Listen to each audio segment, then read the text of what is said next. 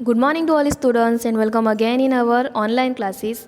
आज के इस सेशन में हम चैप्टर नंबर 8 जो हमारा चल रहा है उसमें नेक्स्ट टॉपिक की ओर बढ़ेंगे, जिसका नाम है आत्यंतिक प्रवृत्तियों। और गुजराती में से आत्यंतिक प्रवृत्तियों कहेंगे, उर्दू में कहेंगे जारखाना कौमियत। पेज नंबर 63 पर है। बहुत ही इजी और इंटरेस्टिंग है, लाइक स्टोरी टाइप है, जिसमें हमने देखा कि किस तरह से भारत को आज़ादी दिलाने के लिए अलग अलग लोगों ने अपने अपने तरीके से अपने अपने रास्ते पर चल के आज़ादी के लिए काम किया।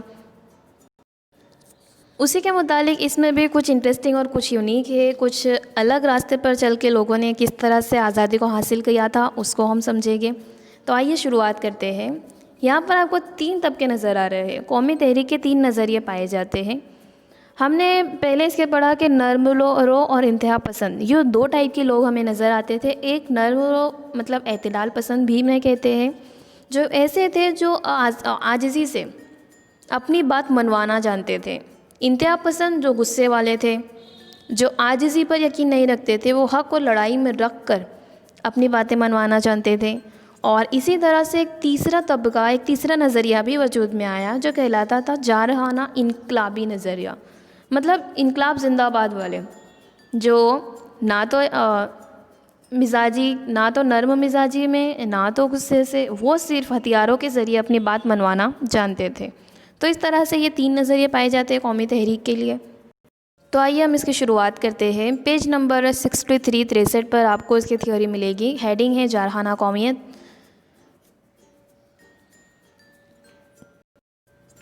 जब अव्वलीन दोनों फ़िलोसोफ़ों में यकीन रखने वाले कायदीन नाकामयाब होने लगे तो भारत के नौजवानों का एक तबका गैर मुल्क इक़्तिदार की ग़ुलामी से किसी भी कीमत पर और किसी भी तरह आज़ाद होने के लिए हाथ पैर मारने लगा। मुतशद्दिद इनकलाबी जंग के जंगजू मादर वतनी के आज़ादी के लिए मुस्कुराते हुए जान निछावर करने को तैयार थे। वो जान दे सकते थे और आज़ादी की खातिर किसी की जान ले भी सकते थे। अव्वलीन हमने 2 तबके देखे, लेकिन ये 2 तबकों के काम भी नाकामयाब हो रहे थे। इसीलिए एक तीसरा तबका वजूद में आया जो आज़ादी के लिए अपनी जान निछावर करने को भी तैयार था और साथ ही साथ आज़ादी की खातिर किसी की जान लेने को भी वो तैयार था। जारहा मुतशद्दिदाना तहरीक की इब्तिदा करज़न के दौर से हुई। याद रखना है आपको कि ये जो तहरीक थी, जो तीसरा एक नज़रिया वजूद में आया था, वो करज़न के दौर से शुरुआत हुई थी। 1898 में चाफेर बरदरान ने पूना में ब्लैक कमिश्नर रैंड और उसके साथी एरिस्टन्स को कत्ल कर दिया। इन दोनों भाइयों को फांसी दे दी गई। विनायक सावरकर ने पूना में अभिनव भारत समाज नामी इनकलाबी तंजीम कायम की। यहाँ पर हमने देखा कि जो पहले तबके तो नाकामयाब हो रहे थे, अब ये तबका कुछ ऐसा था जो आज़ादी के लिए किसी की जान ले भी सकता था और अपनी जान दे भी सकता था। इसी के चलते चाफिर बरदरान और जो दूसरे हैं, उन्होंने क्या किया कि अंग्रेज़ सरकार के नुमाइंदों का कत्ल कर दिया। दोनों भाइयों को फांसी की सज़ा दी गई और विनायक सावरकर ने पूना में, याद रखना है, पूना में अभिनव भारत समाज की एक इनकलाबी तंजीम कायम की। इनकलाबी तंजीम कायम की, ख़ास तौर पर ये तंजीम आज़ादी के लिए लोगों को तैयार करने के लिए बनाई गई तंजीम थी। 1 मार्क्स में आपका ये सवाल आता है। अहमदाबाद में वायसराय मिंटो और लेडी मिंटो पर 2 मरतबा बम फेंके गए। वायसराय मिंटो और लेडी मिंटो याद हो तो याद कीजिए कि मुस्लिम लीग में इन दोनों के ज़रिए ही मुस्लिम लीग की क़याम किया गया था। इसीलिए इन दोनों पर 2 मरतबा बम फेंके गए। हालांकि दोनों मरतबा वो बच गए। ये बम पहले रायपुर के दरवाजे के बाहर और फिर आस्तुडिया दरवाजे के अंदर फेंके गए। बम फेंकने वाले मोहनलाल कामेश्वर पंड्या, जो प्याज चोर के नाम से जाने जाते हैं, और उनके 2 साथी पुंजा भाई वकील और वसंत राव व्यास थे। आखिर तक सरकार इन दोनों को गिरफ्तार ना कर सकी। इसके अलावा बंगाल में हथियारों के साथ इनकलाब की क़यादत और अरविंद घोष के भाई बारेंद्र घोष और स्वामी विवेकानंद के भाई भूपेंद्र नाथ दत्त कर रहे थे। बारेंद्र घोष ने अनुश्लेषण समिति के नाम से खुफिया इनकलाबी तंजीम बनाई थी। ये सवाल आपका गए साल के बोर्ड के एग्ज़ाम में आया हुआ है कि अनुश्लेषण समिति किसने बनाई थी और क्यों बनाई थी। तो ये आपको सवाल याद रखना है, इम्पॉर्टेंट है। लेफ्टिनेंट गवर्नर की ट्रेन को बम से उड़ा देने की कोशिश की गई। ढाका के मजिस्ट्रेट मिस्टर किंग्सफोर्ड पर बम फेंकने की साजिश में खुदीराम बोस और प्रफुल्ल चाकी नामी 2 बंगालियों को पकड़ा गया था।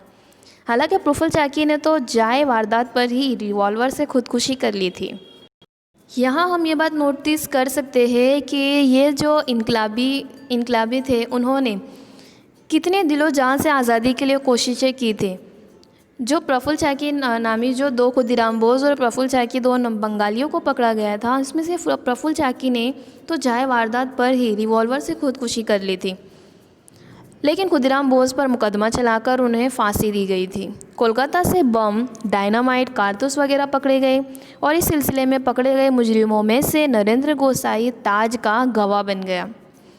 इस चीज़ को नोटिस कीजिए कि उन्होंने, अंग्रेज़ सरकार ने कोलकाता में जो इनकलाबी सरगर्मियाँ शुरू हो चुकी थी, वहाँ पर से उन्होंने बम, डायनामाइट, बहुत सारी चीज़ें पकड़ी और कई सब लोग बाहर बच के भाग भी गए, लेकिन नरेंद्र गोसाई बच गया और वो एक गवाह बन गया।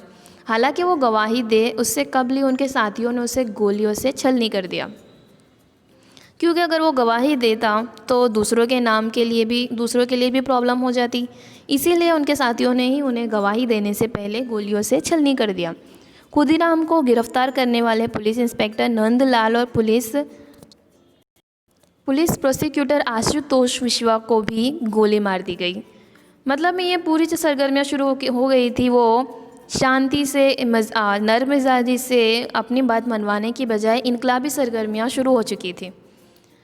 इसके बाद हम देखते हैं कि मदन लाल ढींगरा नामी पंजाबी जवान ने लंदन में हिंद सरकार की सरकारी अफसर सर विलियम वाइली का ट्राफिकल स्क्वायर के पास भरी दोपहर में खून कर दिया। उसे फांसी दी गई और उसके साथ ही विनायक सावरकर को काले पानी की सज़ा दी गई।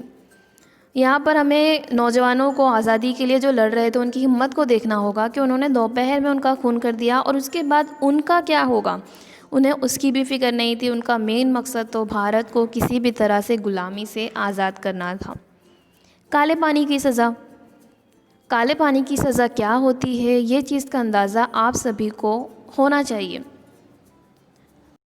आपसे मैं एक सवाल करूँगी कि काले पानी की सज़ा के लिए कौन सी जेल और कहाँ पर वाक़ई है, ये आपको मुझे बताना है कमेंट के ज़रिए। कमेंट बॉक्स में आपको ये बताना है कि काले पानी की सज़ा के लिए जो जेल है वो कहाँ पर वाक़ई है।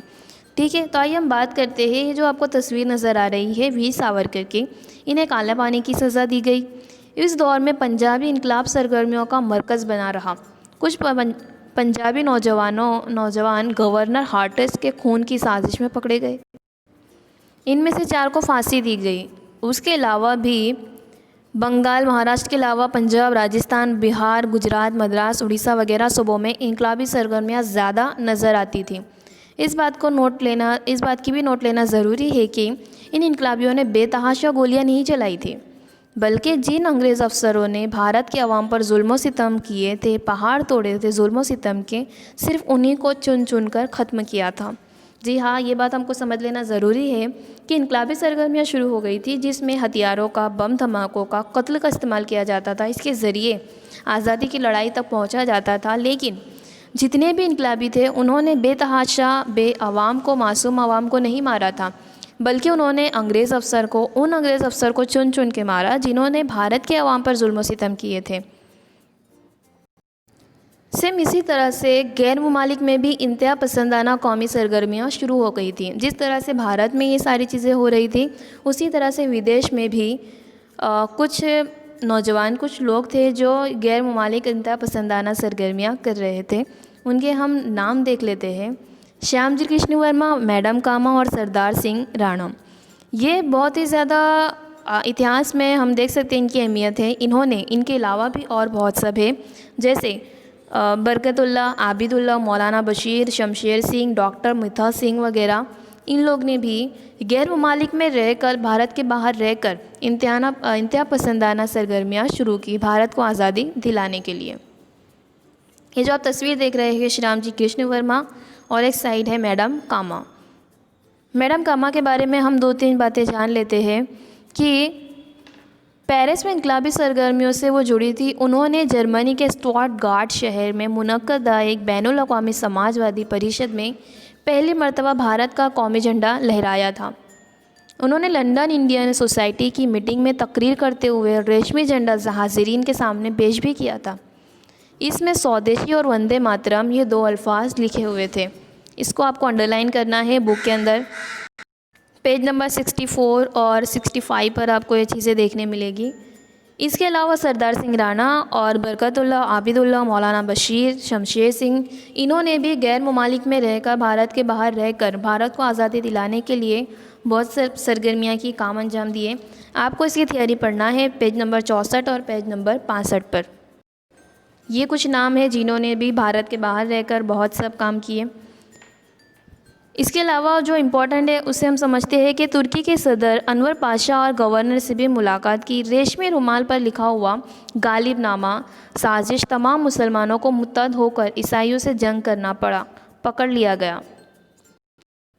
ये एक पूरी स्टोरी है जिसे हम नेक्स्ट सेशन में समझेंगे।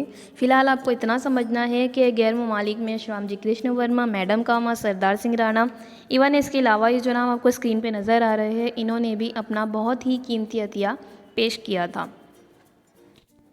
तो वीडियो को अगेन रिपीट देखिए, समझिए। Thank you.